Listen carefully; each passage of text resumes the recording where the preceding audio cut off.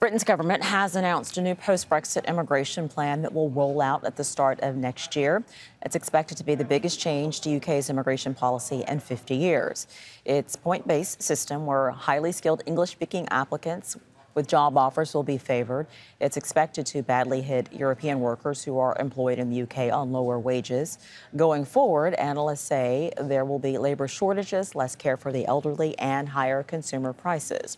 We're on this to speak to Professor Thom Brooks at Durham University, also an analyst on Brexit. Thank you very much. So these types of changes, is this what was expected?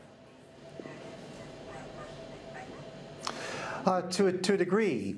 So the government has been saying that they wanted to launch a points-based system, and with this policy statement say that they're doing that. Of course, Britain has already had a points-based system since 2008. It's been in place for non-EU workers for over a decade. It has not allowed unskilled, low-skilled non-EU workers into the UK to work, and it's broadly taking what already exists and applying it to EU workers, although giving the economy really no time to adjust to these changes. And I think that the big impact people are expecting is very likely to occur. So what of that? Who will be impacted by this the most? Who will negatively be impacted by this? Well, they say they want to treat non-EU and EU citizens alike. I don't think this is going to have any real impact I can see on non-EU citizens, other than they are most of the people that come into the UK, and they will be even bigger because the salary cap has been, threshold has been dropped. It'll impact on EU migrants, and particularly those working in agriculture, those working in residential care homes, as noted in the report, and also in probably construction, heavy industry. This is an area where a lot of EU workers find themselves and will no longer be able to come work in them from January. So what does that mean for these industries that are affected? What does it mean for those industries? What does it mean for the economy? I mean, being an American, it's similar to the argument about trying to clamp down on immigration but not wanting to acknowledge how much of the workforce needs these certain immigrants that they want to keep out.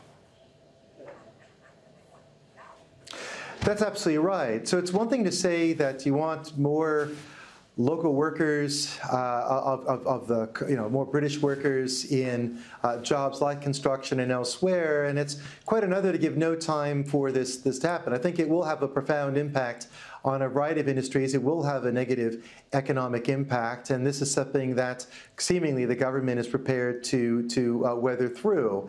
That said, a points-based system, as was said to one of its main purposes, was to not just bring over, as it were, the right folks, right types of immigrants, those who spoke English, who had degrees, versus those who didn't. It was also designed or promised to cut migration.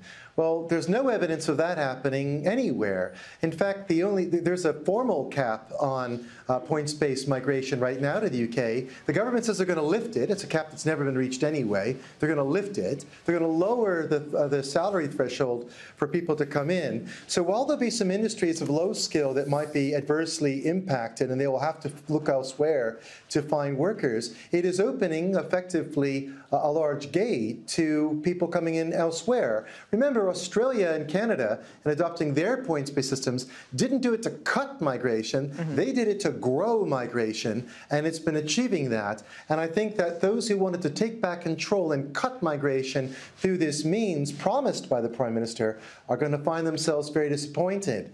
Indeed, the highest level ever of points-based migration in the UK was during the general election that the Prime Minister won. All right, Professor Thom Brooks, we always appreciate your insight at Durham University. Thank you.